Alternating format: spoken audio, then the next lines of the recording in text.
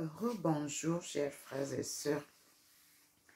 Nous allons lire le livre de Une année avec Thérèse d'Avila, les plus beaux textes à découvrir chaque jour et à méditer. Comme d'habitude, j'ouvre spontanément. Nous sommes sur la page 422 à la date du 1er décembre, avant de lire la date de mon anniversaire. Voici les souffrances de Thérèse d'Avila. Celles, je cite, « Celles qui ont voté pour moi ont été maudites et excommuniées. » C'est Thérèse d'Avila qui parle, ou Thérèse de Jésus. Thérèse est à Avila depuis environ 2 mois. Époque tourmentée.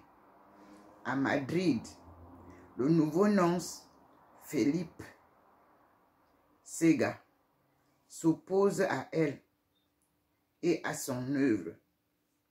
Les carmes chaussés, jaloux, font courir des diffamations sur sa réforme. À ces soucis s'ajoute la triste situation du monastère de l'Incarnation à Avila. Les religieuses y choisissent Thérèse comme prieure. Mais l'élection est houleuse. Le provincial des chaussées s'opposant à cette élection. Je lis la lettre de Thérèse d'Avila, parmi tant d'autres. Jésus soit avec nous, avec vous, ma fille.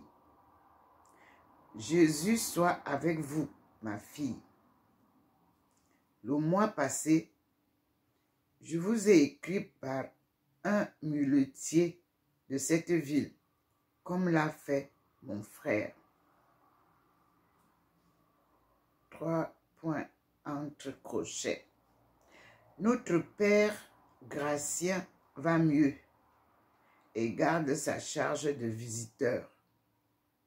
J'aurais pourtant souhaité le voir délivré de ces chaussées qui inventent tellement de choses qu'on ne peut les croire.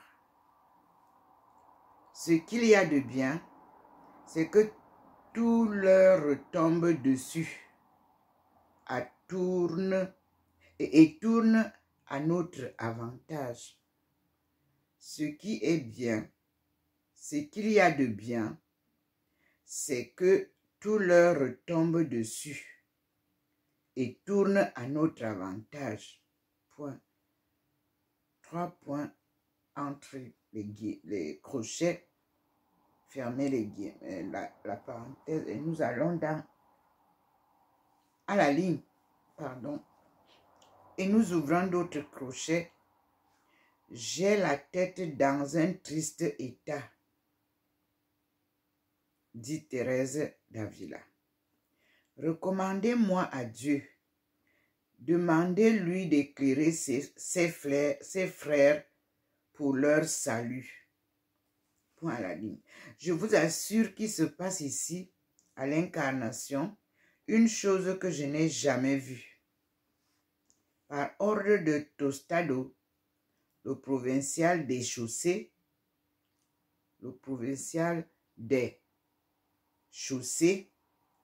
est venu ici il y a 15 jours pour les élections. Il apportait de grandes censures et excommunications pour celles qui voteraient pour moi. Point. Peu leur a importé. Comme si elles n'avaient rien entendu, 55 religieuses ont voté pour moi. À chaque voix communiquée au provincial, il les excommuniait, les maudissait, pilonnait du poing les bulletins, puis les brûlait. Il est parti en les laissant excommunier et en leur interdisant d'entendre la messe, d'aller au chœur, de réciter l'office, et cela depuis 15 jours. Personne ne doit leur parler, ni leur confesser, ni leurs parents. Je reprends.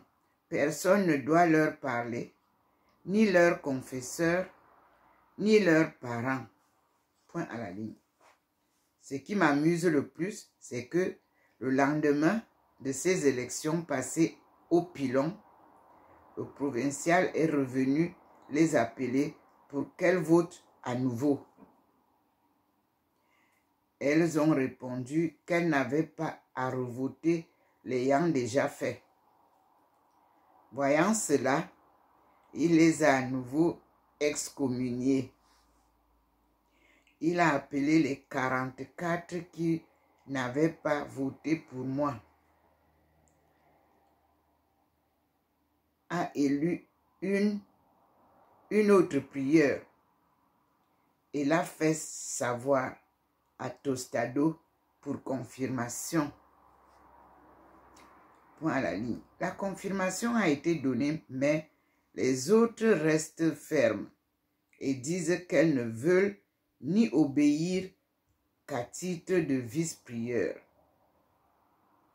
Les juristes assurent qu'elles ne sont pas excommuniées et que les frères agissent à l'encontre du concile en nommant prieure celle qui a eu le moins de voix. Point.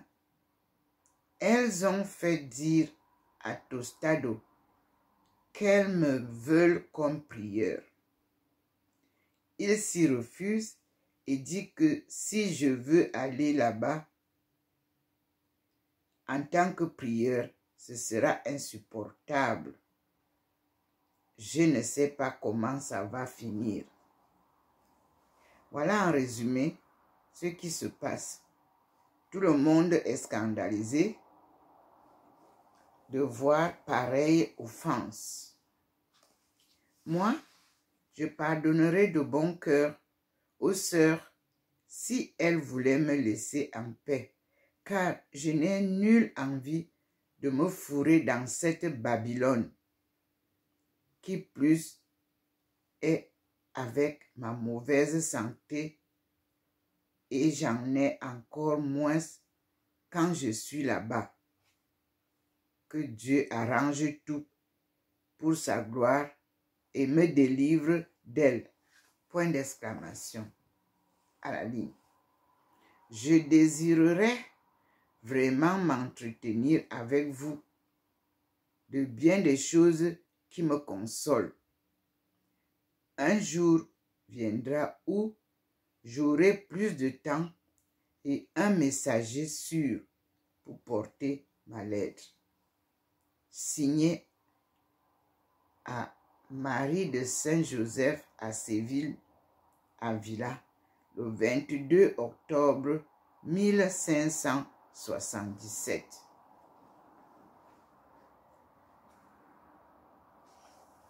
Témoignage des difficultés de Thérèse. À la page suivante, au 2 décembre, Thérèse témoigne comme suit. Dieu vous aide en proportion de vos épreuves. Thérèse d'Avila modère son ami, le père Gratien, engagé dans une intense vie d'ascèse, alors qu'il affronte une forte résistance des carmes chaussés et du nonce. Et je lis. Je loue beaucoup le Seigneur, car il vous donne cette paix et ce désir de le contenter en toutes choses, avec parfois cette lumière qui s'accompagne de tant de délices. Grande est sa miséricorde.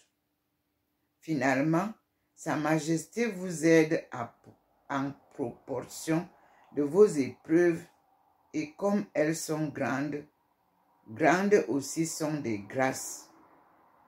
Béni soit son nom à jamais. Je vous assure, Père, il serait bon que vous dormiez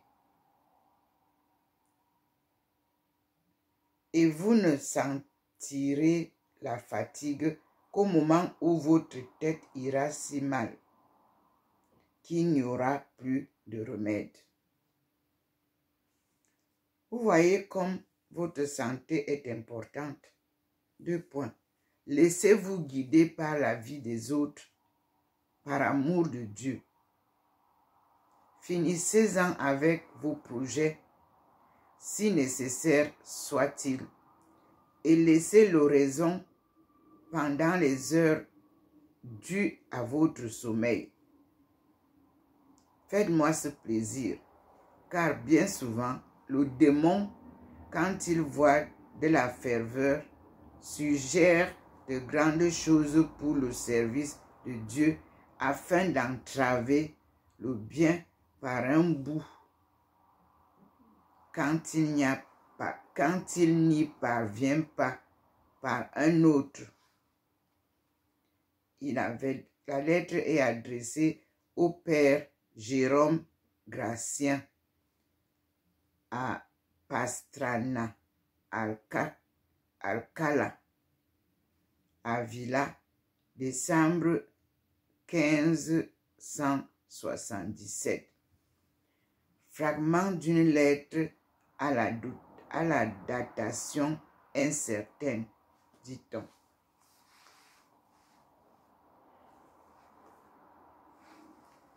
Et on termine par celle-ci, la deuxième lettre qu'elle lui a adressée. Comme on n'a pas la grâce quand on la désire, il faut l'apprécier quand Dieu la donne. Et je cite, « On ne sait jamais dans quelle main une lettre peut tomber. » Thérèse d'Avila emploie donc un langage codé. Paul désigne le père Gratien. Thérèse d'Avila lui recommande de ne pas prendre sur son sommeil pour réfléchir à la réforme du Carmel et échafauder des plans. 2 points. Il y perdrait la force de prier. Voici la lettre. Je viens de relire la lettre de Paul où il me dit qu'il ne dort pas pour élaborer des projets. Je crois qu'il fait allusion au ravissement de l'oraison, qu'il ne prenne pas l'habitude de négliger un si grand trésor. 2 points. Dis-le lui, et qu'il ne prive pas le corps du sommeil dont il a besoin. Parce que les biens que le Seigneur donne alors sont immenses, et je ne m'étonnerai pas que le démon veuille les lui voler. Comme on n'a pas cette grâce quand on la désire, il faut l'apprécier quand Dieu la donne. Point. À son heure, Sa Majesté présentera à l'esprit les meilleurs projets pour le servir, bien mieux que ne pourrait le faire l'intelligence, en lâchant pour cela les grands avantages de l'oraison. Sachez que je dis vrai, excepté s'il s'agit de conclure une affaire importante, mais alors les soucis empêchent de dormir. Et si le sommeil vient, on pourra toujours trouver le temps de penser à ce qu'il faut faire. J'ai lu dans un livre que si nous abandonnons Dieu quand il nous cherche, nous ne le trouverons pas, quand nous le chercherons. Point final.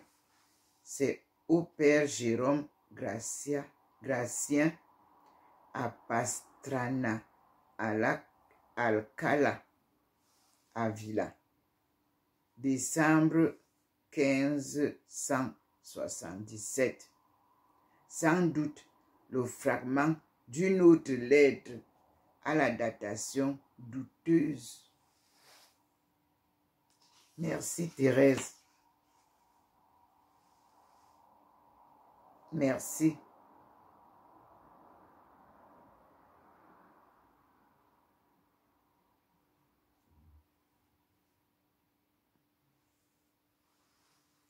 Nous allons découvrir qui le Seigneur envoie. Il faudrait lancer une enquête pour faire savoir ce qui a été fait à ce saint frère Jean, sans faute de sa part. Je lis, le conflit continue entre Carme chaussé et déchaussé. Jean de la Croix est brutalement enlevé par les Carmes chaussés dans la nuit du 3 décembre 1577. Il a été enfermé au Carmel déchaussé de Tolède. Et 9 mois plus tard, personne ne sait où il se trouve.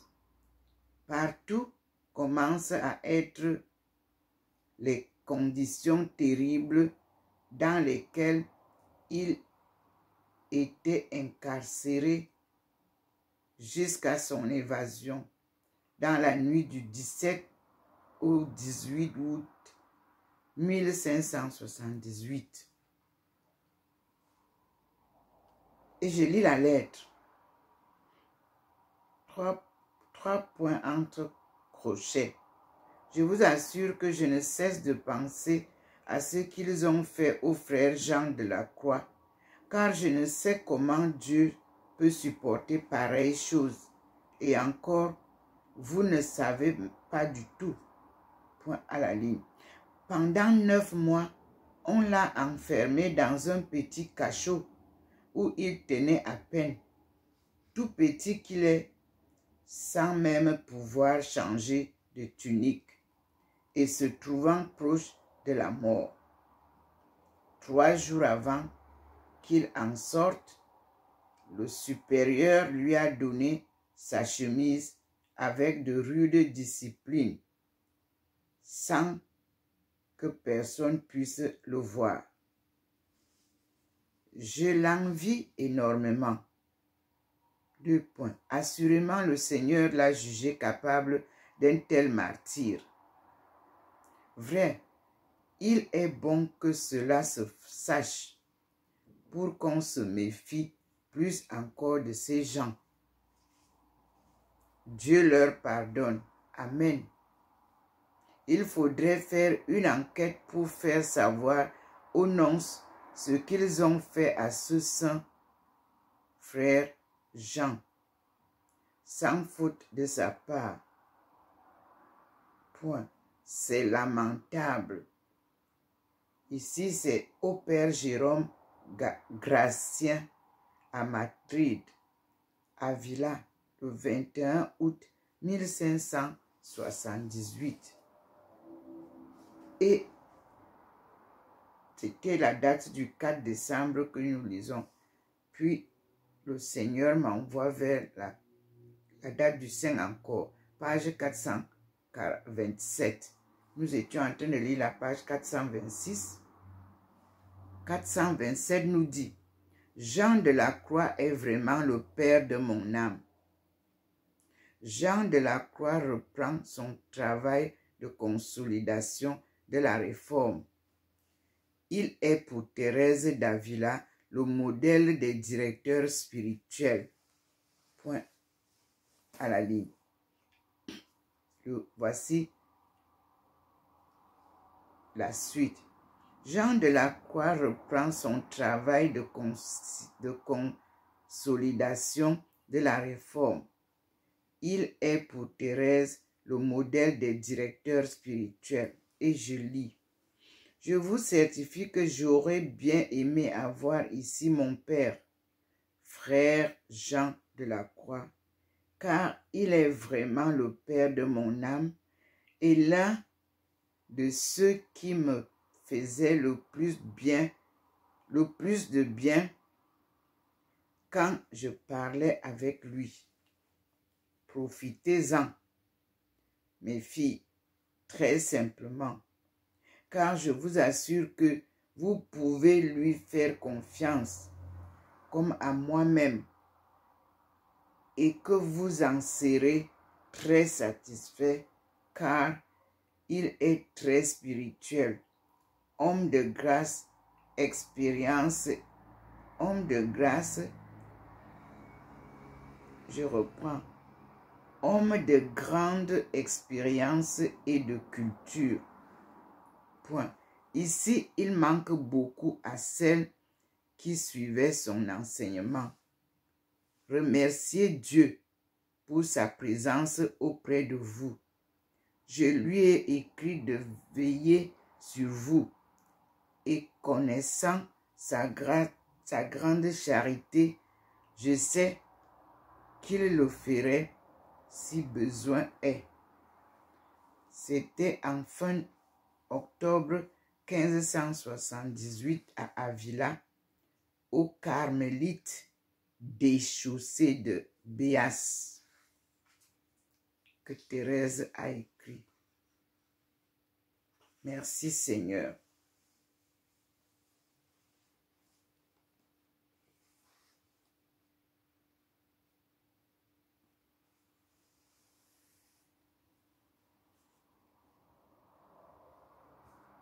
Nous allons nous arrêter là et nous allons faire un petit bout de silence, car la vie d'oraison est d'abord le silence, puisque Dieu nous parle dans le silence. Mais il se manifeste à nous par la lumière, sa lumière divine.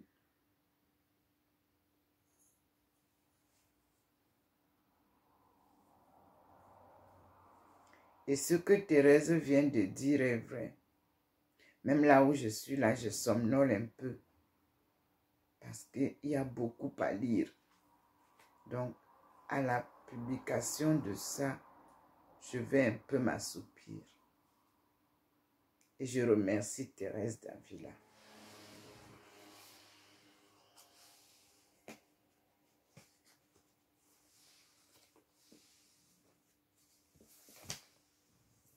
Et nous avons au service du Seigneur le sens profond des vœux et conseils évangéliques. Ça, c'était conférence et méditation, traduit par l'abbé Léon Douadic, publié par les éditions Salvator, Porte du Miroir, Mulhouse, au Rhin, en 1951.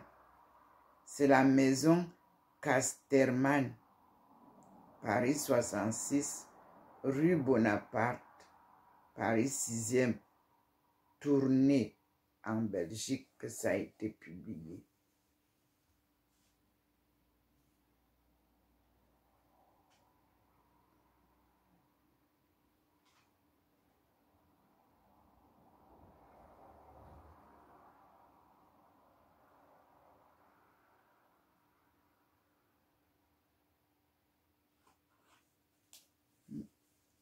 C'est à lire après. Merci Seigneur.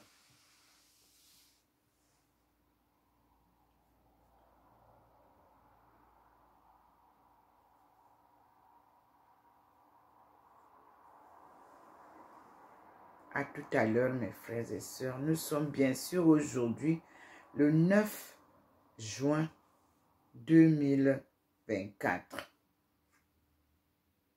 jour anniversaire de la date de ma naissance. Et le Seigneur est présent. Le Christ et Marie de Magdala aussi. Le box nous le donne, nous le montre.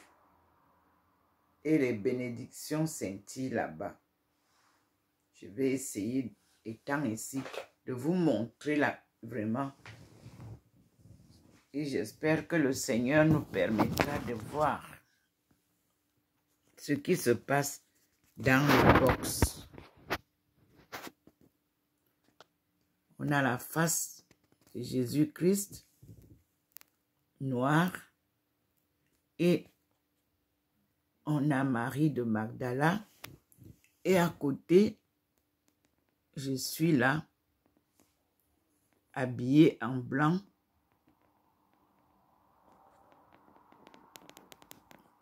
Mais avec la face noire aussi. Nous sommes donc noirs, tous les trois. Personne n'est blanc là-bas. J'espère que le Seigneur nous permettra de bien voir. Et vous voyez aussi sur l'étagère blanche où il se manifeste souvent. Il est avec nous.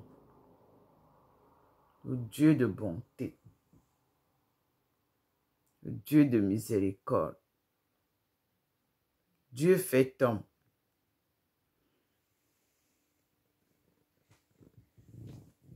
Il est manifesté aussi en haut, là-bas, au-dessus de sa sainte face, et dans le coin au-dessus de là où se trouve Saint Joseph, tenant sa lampe allumée, et mes deux enfants qui sont décédés. Et en bas, vous avez Notre-Dame de délivrance, noire comme son fils. De loin, je vous montre. Et Maman Marie nous apprend comment prier à genoux. Et nous disons merci au Seigneur. Voyez-vous même la lumière qui vient de l'extérieur et qui va vers la face du Seigneur, à tous ces endroits où il se manifeste et où le Seigneur nous dit, crois au Seigneur et tu seras sauvé. Voici la face du Seigneur et Marie de Magdala qui se pose encore sur le box qui est en bas des livres, entre le bordas sombre et les livres. La présence divine est effective tant sur l'étagère de la Trinité Sainte que sur la tigresse. Et nous disons merci au Seigneur. Nous allons voir le mur derrière moi. Voici le Seigneur qui nous montre, nous trois, les trois femmes dont les faces sont bien.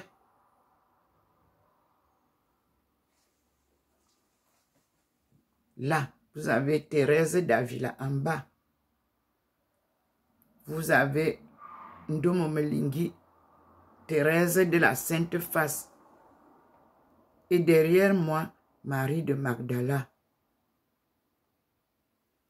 Et le couple est là, en haut.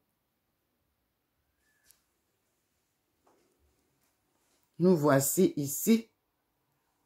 Le Seigneur nous montre là, le couple encore.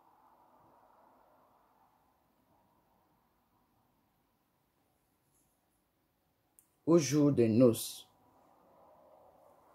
Et la lumière est derrière le fauteuil où je m'assieds.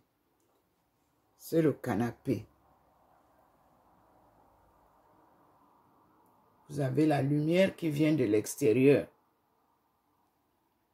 et qui vous fait voir le couple.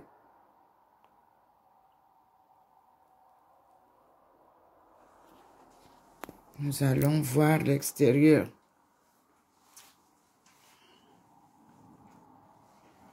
Le trait tout droit de la présence du Seigneur est posé sur la table du balcon. Et voici la ville de Saint-Louis en ce matin, dimanche 9 juin. Ce n'est pas ensoleillé. Le temps est lourd. Mais le Seigneur visite sa fille.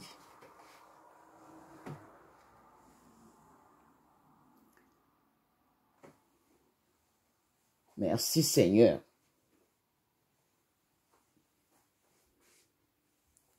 Il vient de mettre les 3 lumières à l'entrée de la chambre. Et ils sont à 2, comme vous voyez, sur le mur. Le Seigneur, Jésus-Christ, Marie de Magdala, ils m'ont amené. Je suis habillée en blanc. Là, j'espère qu'ils vont vous permettre de bien nous voir à 3. Je n'étais pas là hier. Cette fois-ci, je suis avec eux. Jésus au coin, Marie de Magdala et Thérèse de la Sainte Face qui vous parle. Ndomo Melingi est mon nom. A toujours bien préservé parce que le nom Ndomo est un nom mystique que le Seigneur m'a donné. C'est un nom des patriarches. C'est un nom de la culture étonne.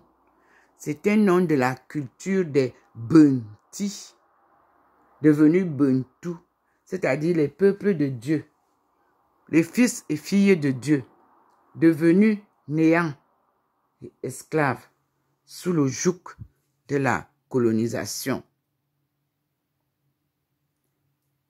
Tout est déjà confirmé. Je suis en train de terminer par la lecture de Zanzibar, où j'ai retrouvé aussi les rejetons.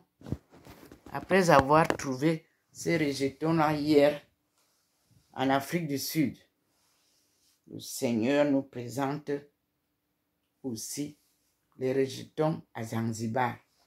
Nous allons ouvrir une autre page pour ça. Donc, nous sommes parsemés de par le monde entier, comme je l'avais dit dans ma thèse, et le Seigneur me fait marcher sur les pas de nos aïeux.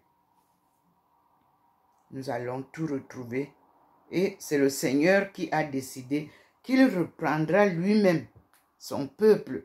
Il va les prendre tous, partout où ils sont, pour les ramener sur la terre qu'il avait donnée à nos aïeux,